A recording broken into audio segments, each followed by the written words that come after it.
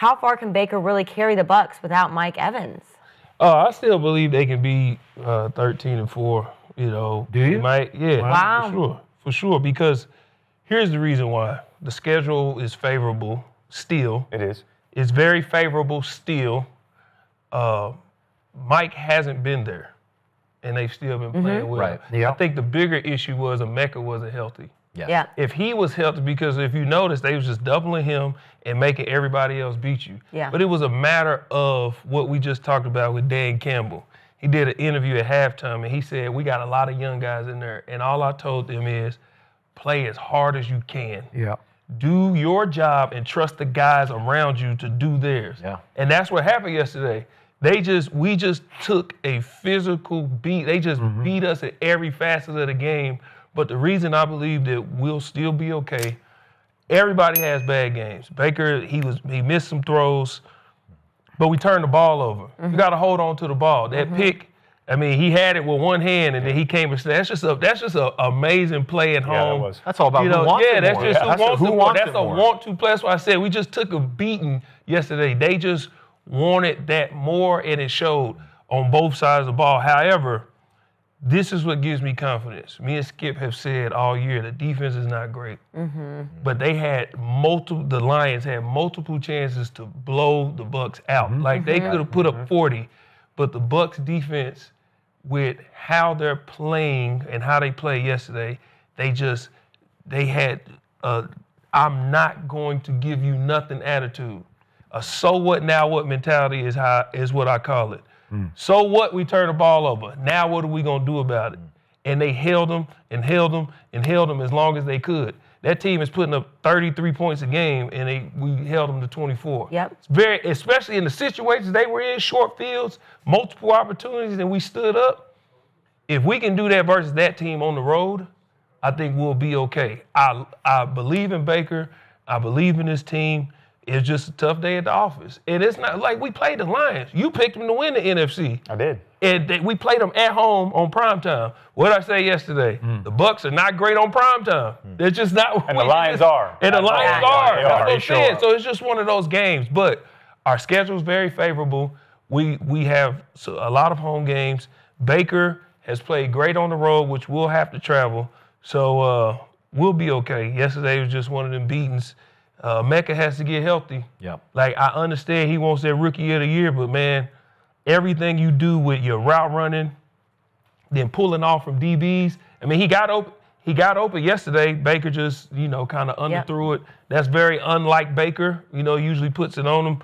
But he got to get healthy, man. If he's not healthy, but we'll get Chris Godwin back. We'll get Bucky back. So we will get healthy. But if Emeka's not healthy, man, it's going to be tough. But I still believe in Baker in this group. Yeah, I'm with you on that. I said 13-4, I think last week or a couple weeks ago. I'm still with that. And this wasn't a game that I picked them to win. That's why I still feel good about 13-4. I think they can still get there. I think they are legit contenders in the NFC.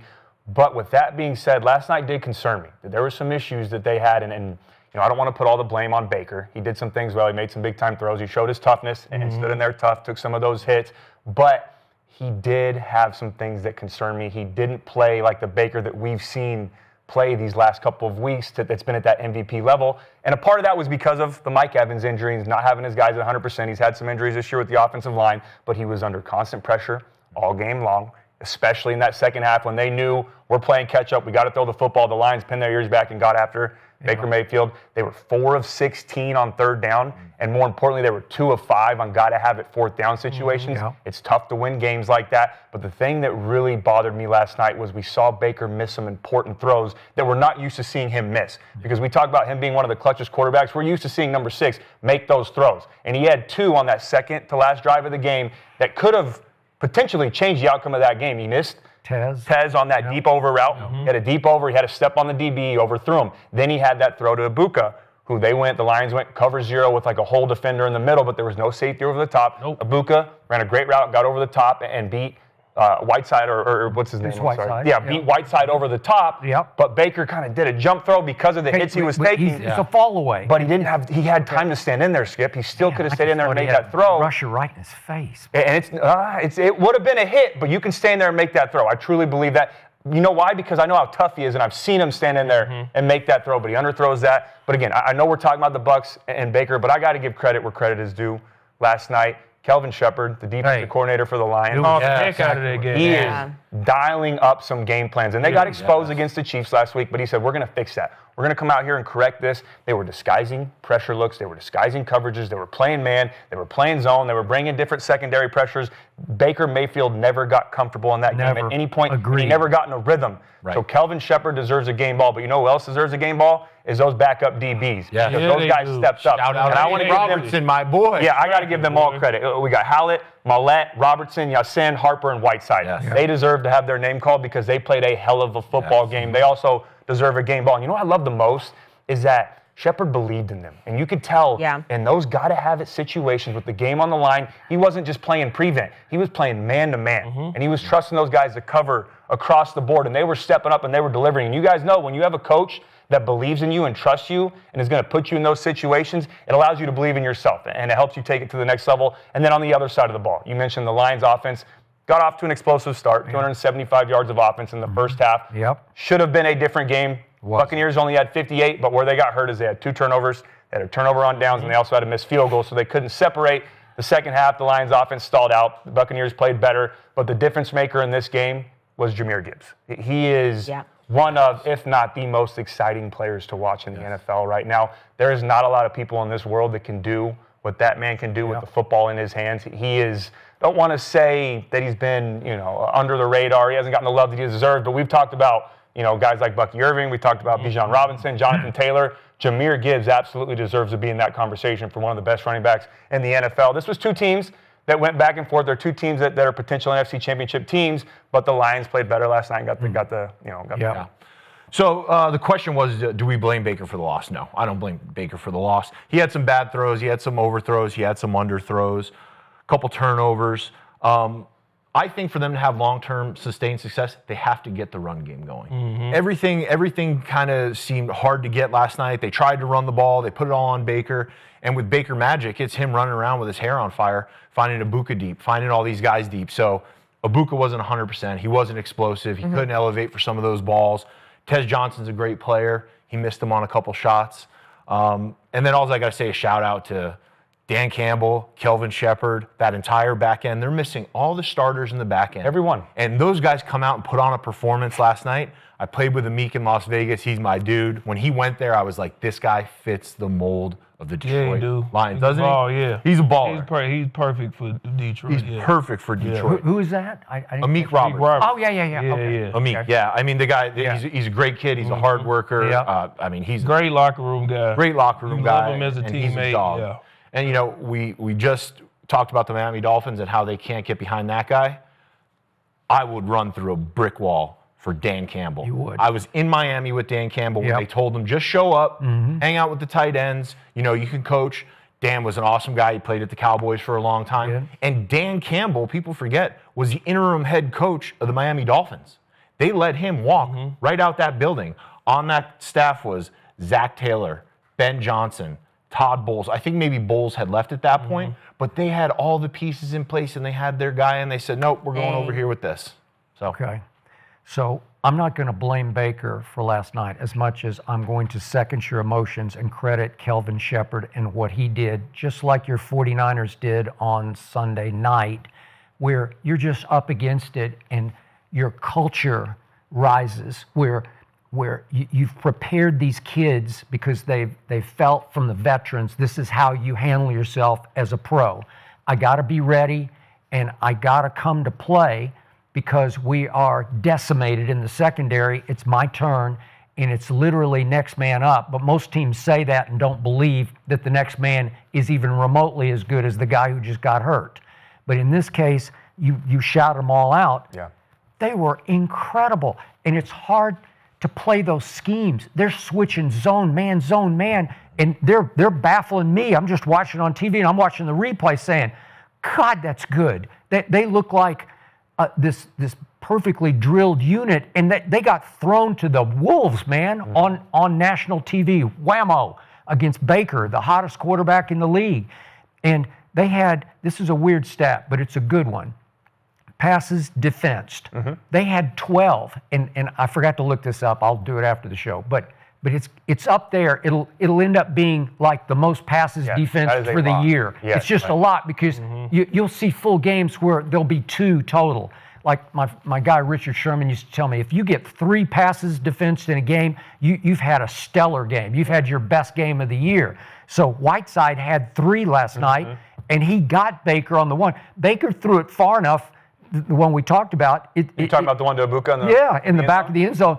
It's still, if Whiteside's not there, it's a touchdown. But Whiteside, it's a foot short, 2 feet short. Yeah, no, and I don't want to take away from Whiteside. It was a hell of a play, but Ibuka won. That's a throw we've seen Baker make. Okay, he'll make a 99 out of 100. I got it, but if Whiteside's not there, he'll catch it. Yeah. Okay, so every time I look up, I counted 5 Baker throws that I thought were dots that somebody got a hand in on, where I'm like, oh, where did he come from? And it's one of those, it's Hallett or Mollett or Whiteside, where I'm saying, how can they get there? Because I thought Baker would shred the secondary. I thought it would be a shootout. What's that? Even the 2-point play. Yeah, even the 2-point play. That backside dig. Man, okay, now back to Mike Evans. I honor Mike Evans. You know him. Yeah. Didn't you communicate last night? Yeah. I talked to him last night, and he said he wasn't worried about the record. But we're all human, all players. And I feel like if you have an opportunity to do something as special as that as break Jerry Rice's record, for sure. So unfortunately, he did suffer a concussion, and he did break his collarbone.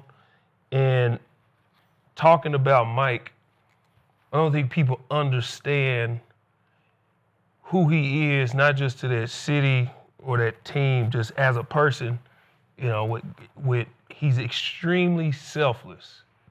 And when y'all seen the reaction of him tying the record last year. Y'all see how the team, like how they acted? Yeah. It's because it's what y'all don't see who Mike is. Mike has never been this guy. Yeah. Whatever happens, it's like, man, y'all take it, whatever. Yep. Mike comes to work, he sits in his locker, he watch LeBron highlights, or whatever he watch, he go to practice, and he go home. That's it. He's about his family and his work, and that's it. And if you look at Mike, how he's transformed his body from when he first got in the league until now, and how he's taking care of himself, man, Mike is just a special human. And I think it hurts more that he won't have the opportunity to break this record. He'll be back. It's a 6 to 8 week, and he's expected to be back. He's going to push to be back by year's end to go on the playoff run. But, man, when you talk about a once-in-a-lifetime opportunity to do something that special, I think we all feel bad for Mike more so than whatever else happened in the game. No, we I couldn't take understand. our mind off Mike. But because of everything you just said, I do feel bad for the whole organization to lose the leader. That's the locker room leader. Yep. It's not Baker, it's that guy. Yep. He is the most underrated cinch Hall of Fame receiver ever. He's still people, because he's not a diva and he doesn't say me, look at me. He doesn't get the credit he deserves because he's not entertaining the way so many, I can start calling names of these guys who are always into something, messing something up or screwing up the locker room or whatever, but it's all about them because that position is played by NBA kind of talent players who they all want the ball, and it's as I always say, it's the only dependent position there is where you can't get the ball unless you decide you're open. Yeah. And there could be full games where you're double, tripled, whatever, and I'm not even going to look at you. I know, but I'm an NBA highlight player. You know, like I'm viral. You got to give me a chance. And he doesn't care. Nope. He doesn't say a word. So it tears me up that they won't have him in the huddle or on the sideline or in the locker room. It's a presence. But then I looked at Brady's Super Bowl run in pandemic year when he just said, okay, you guys push me out the back door. I'm going there, and I'm going to watch what I do. And I looked at what Mike Evans contributed to Tom Brady, because I was saying, well, Brady would tell you can't do it without him. But Mike he had one big game, and it was their first wild card game at Washington. He caught 6 for 119. And then it fell way off. And even in the Super Bowl against Kansas City, he just caught one ball. It was for 31. But it's not in sheer stat production explosion. It's just presence. Or it's some key throw because he's 6'5", and it's some 4th and goal at the 2 where you just say, I know he can do this. Yeah. I know I can jump ball him. I can fade him because Mike's going to go get it for me. Well, you don't have that. So back to your point, the schedule it's pretty easy by NFL standards because they go to New Orleans. I think they can win that game. It's the NFL, but then they have their bye. And maybe they can get Bucky, and I don't know what's wrong with Godwin, but he's got some leg issue that's scary to me because he's coming off a complete reconstruction. But if they could get those two back in the mix somehow, then they got New England at home, and then they have 2 losable games at Buffalo and at Rams that are going to be tough. And then the last 6, we talked about this. Man, if there's such a thing as a cake finish to a schedule, the last 6 for the Bucs are. It goes Arizona, New Orleans at home, Atlanta at home, at Carolina, at Miami, and Carolina at home. Well, again, Carolina at home at their place is tough. But again, because it's a division game, can you go win? Sure, you could go win that game. So could you if you lose those 2 games at Buffalo and the Rams, you're still on schedule. You could 13-4, right? Sure. Yeah. This is where Coach Bowles is going to have to rally the troops. Yeah. And we talked about the Dan Campbell culture, and they lost both coordinators, but it looks like they haven't missed a beat.